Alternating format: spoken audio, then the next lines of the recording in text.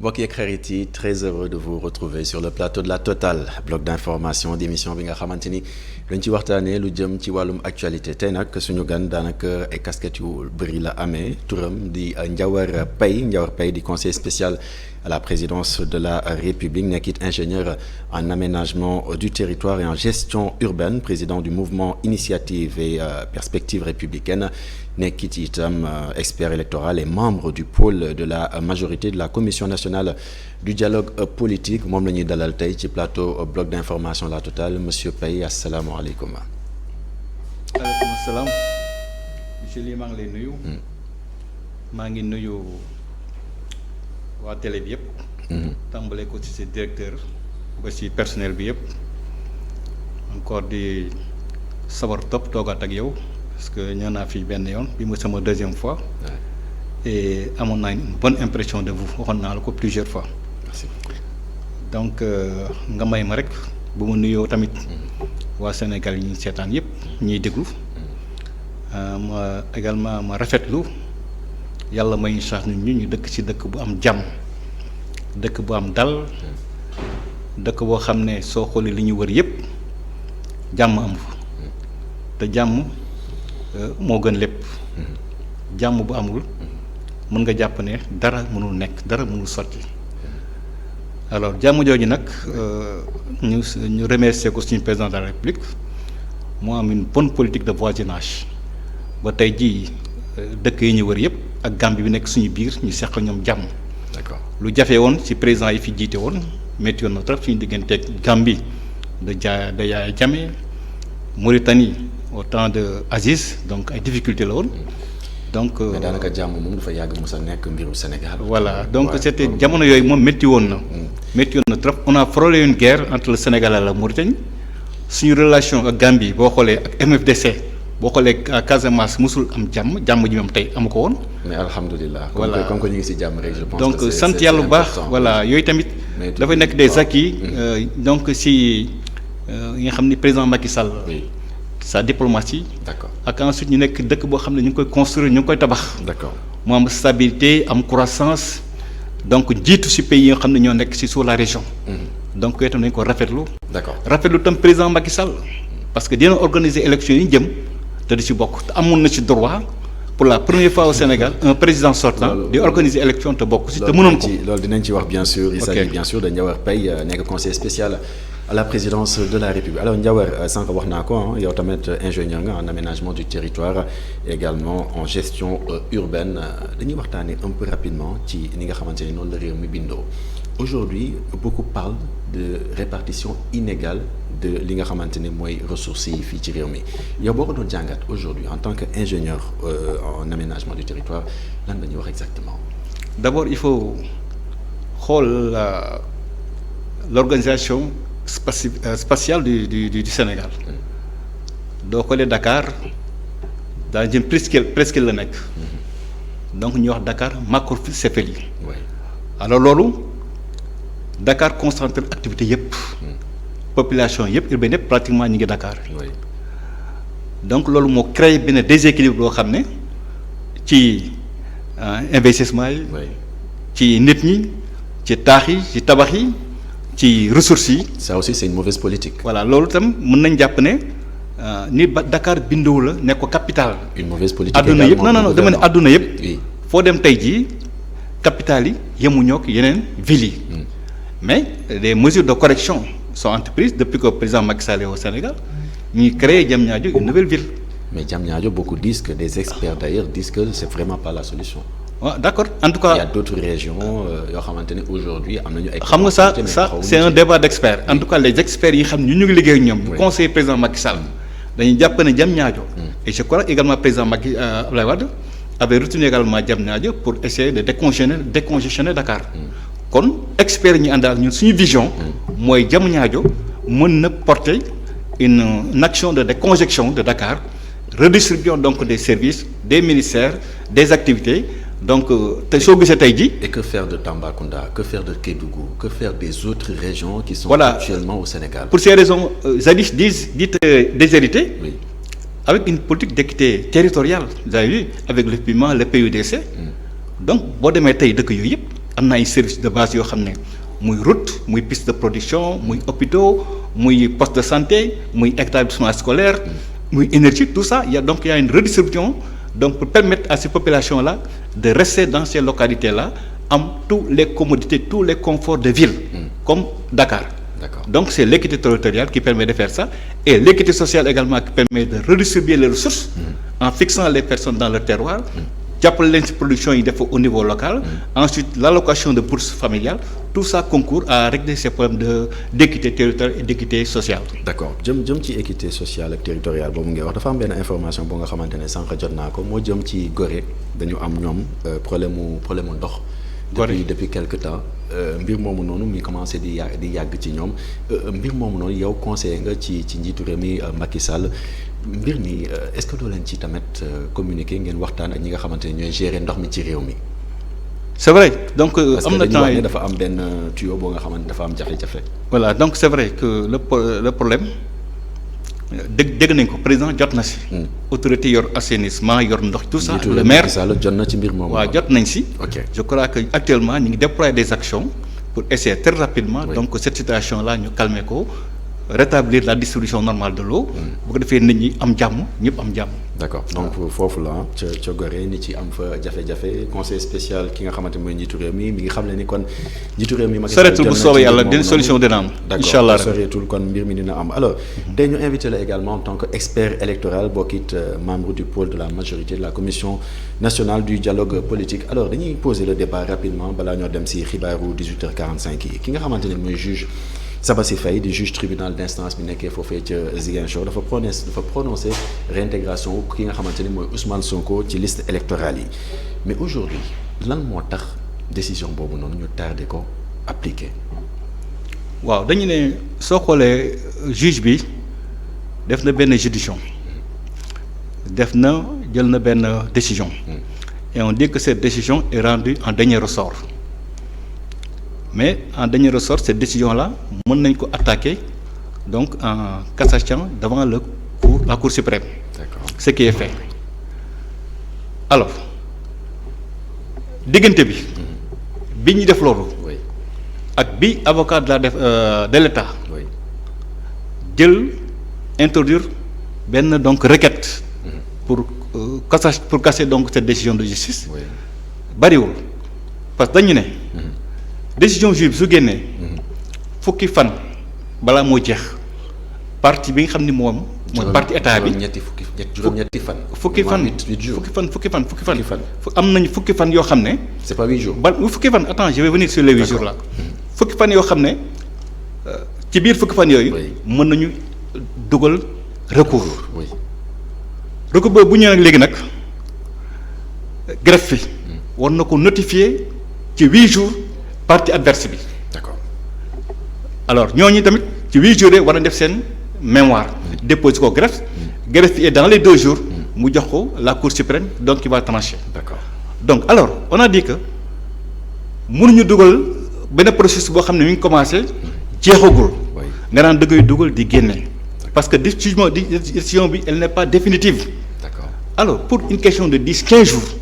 Moi je crois que la semaine prochaine la cour suprême va se prononcer. Comment mu ne ok d'accord na si décision juge bi ñu rétablir ko direction générale des élections daa ministère intérieur dañ ko rétablir.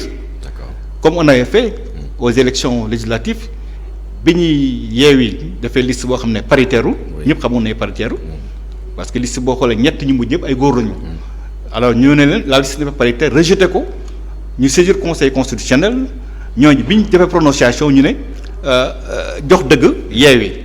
Donc l'administration, le ministère de l'Intérieur a exécuté ces décisions-là. D'accord. Donc de la même manière, si la Cour suprême se prononce dans le sens où il faut confirmer décision juge bi dañ koy respecter mais su fekkee dafa infirmer également ça veut dire que Ousmane Sonko mënul dellusiwaat ci biir liste électorale.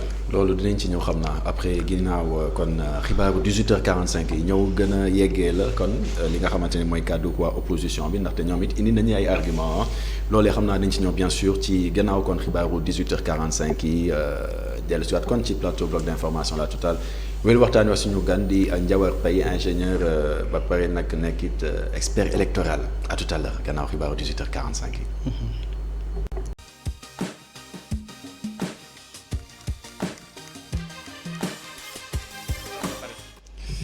mbokk yi xarit yi kon yegg si nañ si seen deuxième partie seen total bloc d'information suñu gan ma fàttali leen ko di Ndiawar Paye nekk expert électoral bokkit fi nga xamante ni bokkoon fi nga xamante ni mooy pôle de la majorité de la commission kon nationale du dialogue politique nekk it tamit conseiller spécial à la présidence de la République alors Ndiawar dañuy wéyal waxtaan wi waxtaanee ba tey ci li nga xamante ni soxal na Ousmane Sonko ak li nga xamante ni waral na ba tey jii ni jotul ci li nga xamante ni mooy ay fiche de parrainage am li nga xamante ni nag ñoom la àndal sànq si première partie bi am na loo doon expliqué yaa ngi wax ne que mbir yi pareegul noppeegul maanaam processus bi mi ngi en cours ba tey mais ñoom ñi nga xamante ni ñoom la bokkal ñi nga xamante ni mooy parti Pastef ak avocat yi nga xamante ni bien sûr moom la àndal ñu ngi doon sukkandiku ci article L47 du code électoral alinéa 4 ngir wax ni que ñoom dañu war a jot ci li nga xamante ni moo di seen fiche de parrainage alinéa boobu mi ngi wax ne dañu war a jot immédiatement li nga xamante ni mooy seen fiche de parrainage wala boog décision boobu noonu gannaaw bu ñu ko fësalee ba noppi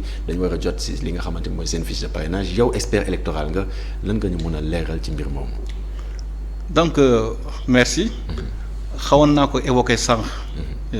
Dans la première partie de l'émission wax ne Ousmane Sonko dañ ko àtte Ziguinchor juge bi ordonné sa réintégration dans les fichiers électoraux. En effet. Et le ministère parce que ñoom tamit il faut que opinion bi ak avocat yi def discernement ci kan mooy intégré ci liste électorale yi kan mooy génne.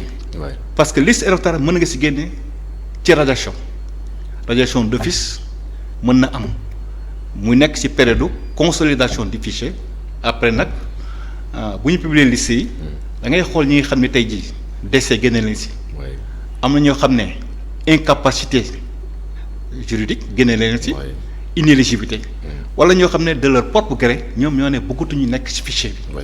Mais c'est pas le cas d'Ousmane Sonko. Voilà. Justement. Oui. Le cas d'Ousmane Sonko c'est un jugement. Oui. Il a été condamné. Et cette condamnation fait que dafay am déchéance électorale. Il perd tous ses droits politiques et civils. Selon la majorité. Non, selon le droit. D'accord. L'article 312 du code des procédures pénales moo ko loolu. D'accord. Une fois que tu es condamné par sursis 6 mois. Oui. Donc tu perds tous tes droits. D'accord. Alors maintenant mu def saisir le tribunal d'instance de Ziguinchor. bi nee foofu juge bi def jugement. Je rappelle que le procès a commencé à 9h du matin. Oui. Terminé à 22h. Oui. En 5 minutes le juge s'est retiré pour faire un jugement. Arrêté de jugement bi. loolu noonu ay explication ay argument politique la bu ñu ko mënee wax. non mais man ce que je veux que ñu avancer ci explication je vais en arriver. article L47 je vais en arriver waaw je vais en arriver c'est-à-dire moi je parle de factuel. Oui. Et de principe. Oui. Parce que dañuy dem 9h ñu koy suivre ba 22h. Oui. bi ñu paree plaidoirie yëpp. Oui. mu retiré en 5 minutes. Oui. defar na décision. Mais pour dire quoi pour dire que ni quoi, il réintègre Ousmane Sonko dañ jàpp ne. 5 minutes yéen da ngeen non c'est pas c'est-à-dire boo jégloo avocat yi état bi dañ ne c'est un jugement préfabriqué parce que Sénégal tamit jugement dafa yàgg am. juge du jël décision. day déglu pare retiré wu analyser confronter lépp. donc de pouvoir fonder sa décision. dafa gaaw donc am na suspicion la avocat yi wax. ba pare ma wax la ni avant dañ ko récuser parce que am na benn frère Ousmane Sonko boo xam ne mu ngi ci frère du juge bi. récusation frère du juge bi xaaral delluwaat na ci ginnaaw. waaw c'est-à-dire li ma bëgg a foofu rek mooy dañ koy yéex a yëg c'est en cours de jugement la ñuy xam ne frère du juge bi adjoint maître Ousmane Sonko la mais suñu la récusé. bi ngeen xamee ne que waa ji ñàkk ngeen sax. xam nga moo tax ngeen di doog a yëg. xam nga ce qui était recherché dans ça mooy yow da ngay. ngeen di doog a bàyyi xel ci mbir yooyu quoi. yow da ngay atte da nga war a am neutralité nga impartialité buñ la tuumaalee ne la yow kii sa mbokk la rek yow yaa war a jël sa responsabilité da nga ne génn naa si dossier bi. D'accord. C'est ça ce qu'on attendait. Mais xam nañ ne dañ ko yéex a yëg récusation bi mënul am effet immédiat. Donc moo tax plus tard dañu revenir sur récusation bi dañ ko teg fële. D'accord. Mais li ñu fondé dama bëgg xamal ne ci de jugement bu également xam nga le 19 novembre. Oui. 19 novembre. Oui. la ñu def jugement bi Ousmane Sonko xamoon na ne loolu am na c'est le 4 octobre alors qu'il a 5 jours. pour se pourvoir 19 donc am na fort collision ci avocat yi. D'accord. beneen bi ma bëgg wax également mooy li nga may laaj.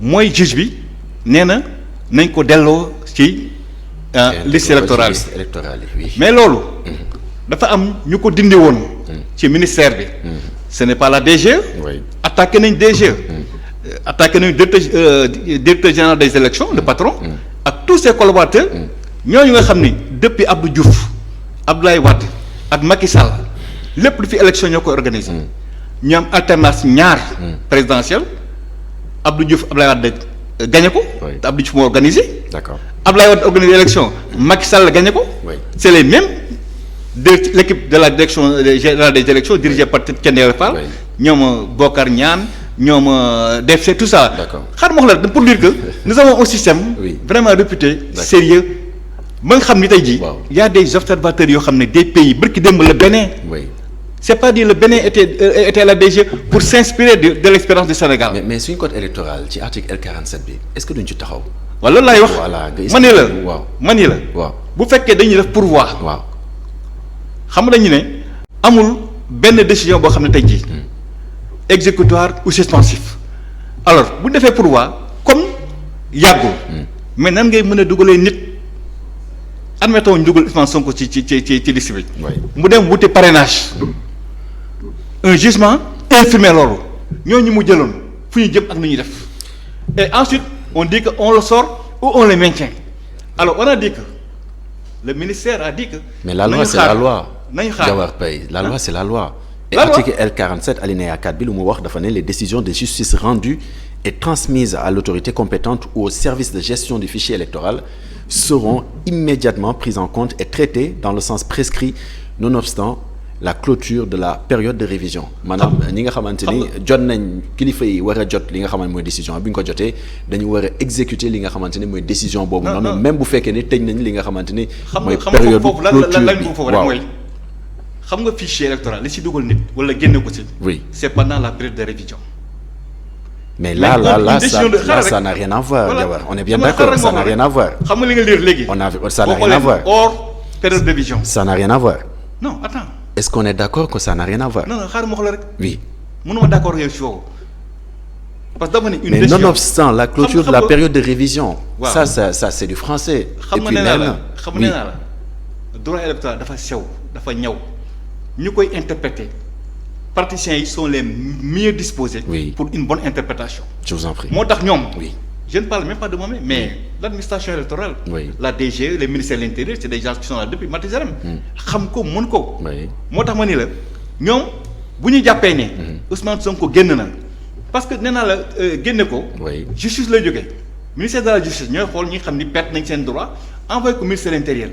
bu ñu ko indee ci révision exceptionnelle bi ñu xool radiation yeeg yooyu ou bien décision de justice également ñu génne ko. décision de justice quand pour même réintégrer également dañ ko war a intégrer immédiatement parce que loolu la ñu comprendre fii pour réintégrer ko mooy c'est un processus qui n'est pas achevé.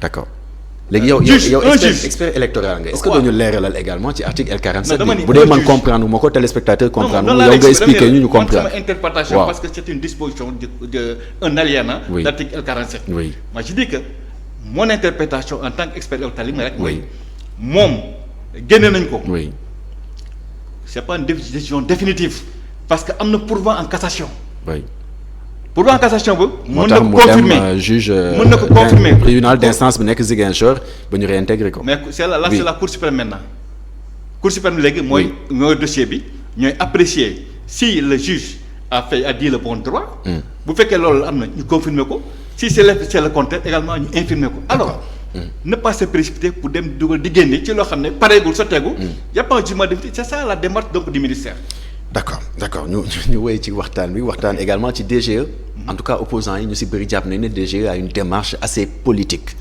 mbir moomu noonu lan nga koy jàngatee surtout que ñoom période bi nga xamante ne ñu ngi génn Thiendella Fall mi ngi génnee communiqué am di ko fësal di wax ne que en tout cas mbir yi jeexagul mais jamono jooju état déposé gul woon recours c'est-à-dire lu mu bëgg a xamal mooy ma rappelé la dañu jógee ci dialogue national.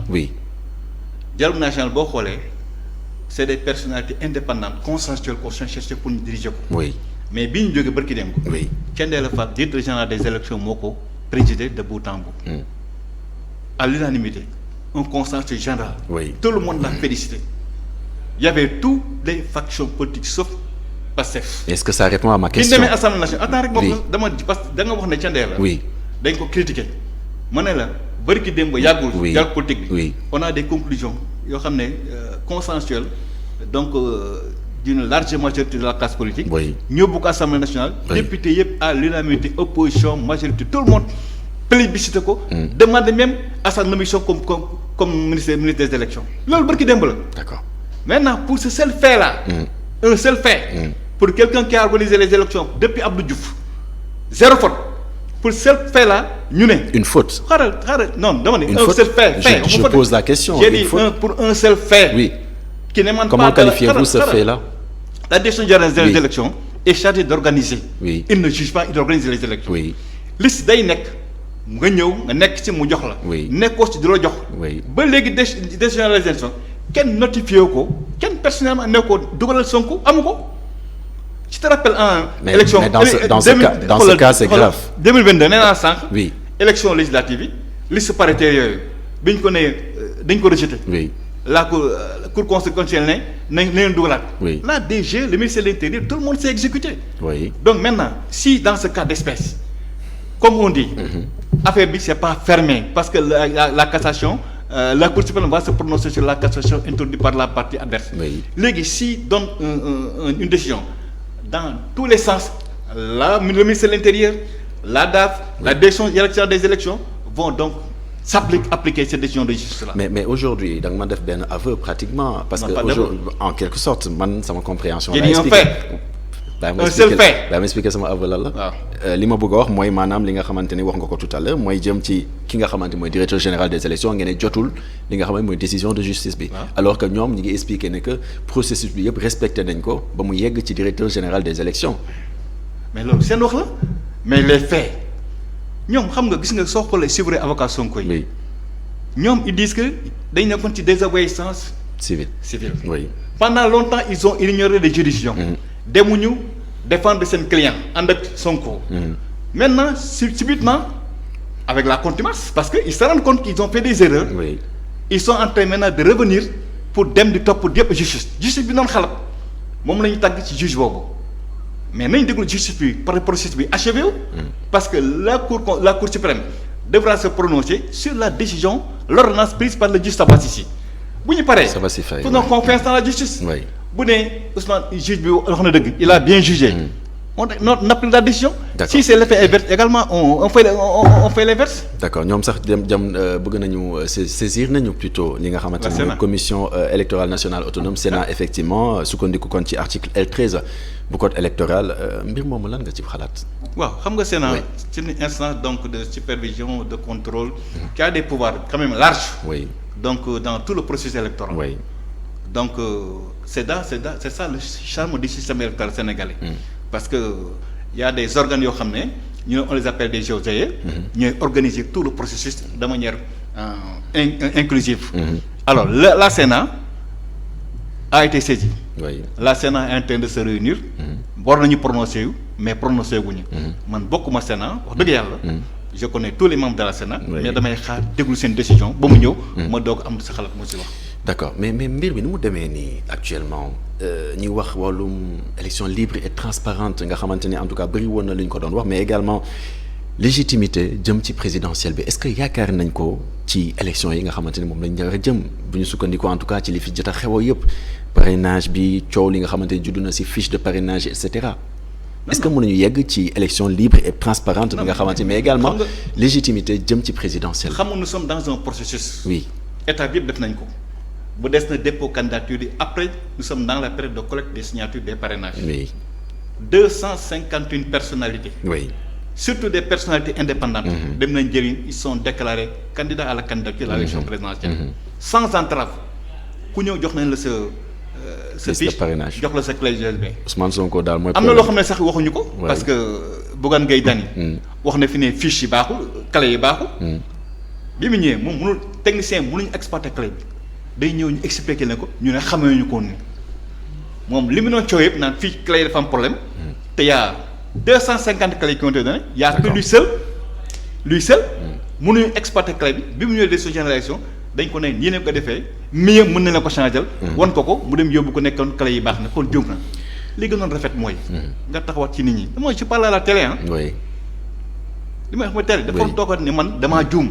mais dañ ko wax te loolu dafa bari ci processus bi. d'accord ci politiciens yi. d'accord voilà donc ma ne la mais keneen ki nga xamante ne juum na itam loolu tamit dañ ko war a wax mooy Elimane Diouroupé di premier ministre moom nan la mënee def ay tournée économique am di en tant que candidat également de la coalition Benno Bokk Yaakaar coalition bi nga xamante ni moom nga bokk ba pare opposants yi ñoom bu ñu bëggee def seen i tournée ak yooyu noonu ñu leen di koy tere lan mooy raison explication légale bi aujourd'hui xam nga premier ministre. oui c'est le chef du gouvernement. Le gouvernement c'est une institution. oui qui conduit la politique du gouvernement la politique définie par le président de la République. oui donc ce qu'est en train de faire le premier ministre donc c'est des tournées économiques démb soo xoolee Louga il était dans les champs. est-ce qu'il doit pas se décharger de ses fonctions de premier ministre non. justement man gisuma ci benn entrave gisuma ci benn jeune. ah ouais waaw gisuma ko ci. quand par ailleurs candidat de la coalition Benno Bokk Yaakaar. man gisuma ci benn entrave gisuma ci benn jeune. autrement dañ ko koy recommander wala moom de sa propre personne mu ne déchargez-moi de ma fonction de premier ministre. j'ai dit que donc démb il était à Louga dans les champs d'arachide d'oignons pour xool l'état des cultures wax ak culture yi xool les mesures qui ont été prises donc nous savons tous qu'au Sénégal nous sommes excédentaires en production d'oignons mais amuñu des magasins de stockage de conservation pour durant toute l'année donc un programme est en cours d'ailleurs producteurs yi wax nañ ko démb bu mu jàkkaarloo ak ñoom voilà donc ce programme là est en cours et il sera renforcé de sorte que je crois que sous peu de temps dinañ am des magasins de stockage parce que soble bi ni muy jaree bu jógee Maroc wala Espagne ça coûte excessivement cher alors donc nous sommes donc dans ce chemin là le Premier ministre il fait son travail li gën a bari liggéeyam ne def ci tournée yi donc alors pour l'opposition xam nga dama ni gis nga moi j'aimerais bien entendre une explication vraiment sukkandiku ci légalité quoi c'est-à-dire oui occupation voie publique muy cortège muy caravane muy manifestation bu mu mën a doon est soumise à une déclaration à l'autorité administrative qui apprécie si y a aucun trouble dañ lay bàyyi nga def sa yëf mais yow boo jógee dugg ci dëkk yëgaluloo préfet bi dina la arrêter c'est très simple d'accord très simple y en a d'autres qui ont fait le tournée kenn waxu leen dara mais ku dugg ci département préfet bi ngay war a waxal nga yëgal ko ne man damay ñëw ba sàngam itinéraire bi fii laa jaar. est-ce que du stratégie également ngir bloquer ñi nga xamante ni ñooy opposants yi. non réglementation la. de l'occupation de la voie publique. cortège manifestation de la voie publique parce que yooyu nuisance yi mooy mën nga entraver la liberté du citoyen. mais yéen aussi yéen aussi yéen a ngi koy def wala di def seen i tournée économique. non c'est-à-dire xam nga le premier ministre. oui bu ñëw Louga. le préfet xam na ko parce que le préfet représente le ministre là-bas. évidemment comme le gouverneur représente le président de la République dans la région. évidemment donc les tournées du premier ministre. sont dans l'agenda du préfet xam na ko. effectivement donc les opposants nañu conformément à cette règle là. il y aura pas de problème. d'accord mais dafa am leneen loo xamante ne bien sûr balaa ñoo dem ci xibaaru 19h45 bëgg naa la ko laaj moo jëm ci migration irrégulière. aujourd'hui de plus en plus am na ay nit yu ci ñàkk seen bakkan mbir mi dafa doon finalement benn mbir boo nga xamante ne daa banal nit ci di ci génn àdduna nit ci di ci gone yi notamment les jeunes mais lan ngeen def exactement ngir arrêter mbir moomu noonu cette hémorragie là. donc moi c'est une interrogation qui interpelle nous tous parce que da ngay xool le profil des immigrés. oui bu njëkk ba ay ndaw ñoo doon dem et c'est un phénomène mondial. en tout cas. il est avéré que les Sénégalais sont portés à l'émigration. loolu yàgg na mais li xew nii c'est un phénomène qu'il faut étudier parce que ay ndaw ñoo doon dem da ngay gis ay mag ay liir ay jigéen ñu si ëpp léegi sax. ay jigéen yu ëmb. donc ça c'est un fait de société qu'il faut étudier. mais lan la ci état def. je dis que l'état li mu def y a un plan décennal boo xam ne c'est un plan boo xam ne.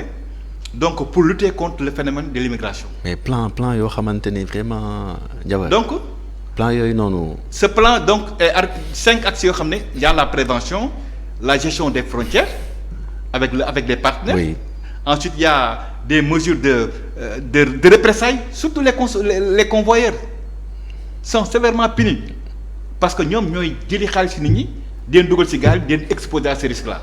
toujours des plans mais les jeunes ñu ngi jël encore gaal yi mais li ci gën a graaw mooy Nicaragua bi ñuy dem. Nicaragua bi boobu c'est pire. xam nga un jeune jox ko 4 millions bu dem ba Nicaragua jël avion dem Nicaragua bon ce sont les parents qui encouragent en cette situation là te boo demee Nicaragua ñi dem foofu dem États-Unis frontière Mexique États-Unis c'est pas seulement des Sénégalais. donc ce problème là c'est un phénomène mondial. d'accord et toujours l'Occident continue d'être un mirage. pour les pays du tiers-monde. D'accord. Ils pensent toujours que les États-Unis, Europe c'est l'Eldorado, alors que ici en Afrique, on peut construire un destin national. On peut s'épanouir. Oui. di la jaajëfal bu baax Ndiawar Paye yegg nañ si njeexteegu émission bi en quelques secondes lan ngay tàggatoo balaa Charles di wax. en quelques secondes lan ngay tàggatoo. ci émission bi. lu may wax daal mooy damay féliciter d'abord rafetlu la. je vous en prie. wax fi ma wax déparé woon rek nañ sant yàlla Sénégal. Sénégal dëkku jàmm la. jàmm ci la lépp xaj. bu ñu xoolee dëkk yi ñu wër yëpp. waay coono lañ nekk yàlla mëtal ñu. soo xoolee Ukraine boo xoolee Palestine. Israël ñun Sénégal loolu muccal nañ si. amoon nañu yëngatu yoo xam ne. je rends hommage à nos forces de défense et de sécurité. qui ont bien géré la crise. et le président Macky Sall également qui a bien géré le pays et puis ñu waroon dem si élection mu am ci droit. mu bàyyi ko pour la paix. D'accord. Voilà. jërëjëf Ndiawar Paye nekk conseil spécial à la présidence de la République nekk it koo xamante ne expert électoral la di ko jaajëfal di leen jaajëfal yéen mbokku téléspectateurs yi di leen jox dig daje ëllëg incha allah ci beneen bloc d'information la totale ak beneen invité di waxtaane lu jëm ci wàllum actualité.